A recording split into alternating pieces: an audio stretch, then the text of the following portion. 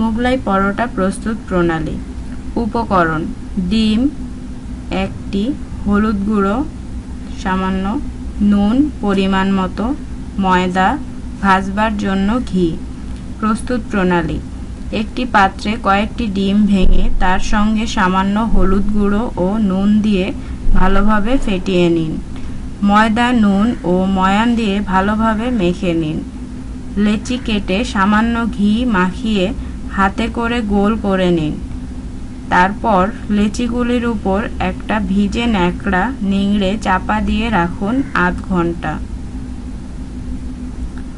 পরে লেচিগুলো বড় বড় ও পাতলা করে বেলে চাকুতে ঘি দিয়ে পরোটা চাটুতে দিয়ে তার উপরে ডিমের গোলা দিয়ে 4 ভাঁজ করে মুড়ে দিন, যেন ডিম বেরিয়ে না যায়, চারিদিকে যেন ঠিক চাপা পড়ে। এবার ঘি দিয়ে আস্তে আস্তে এপিঠ ওপিঠ ভেজে নিন। বেশ কড়া করে ভেজে নামিয়ে নিন। তাহলেই তৈরি হয়ে গেল মোগলাই পরোটা। পরবর্তী রেসিপি পেতে আমাদের চ্যানেলটি সাবস্ক্রাইব করুন। ভিডিওটি দেখার জন্য ধন্যবাদ।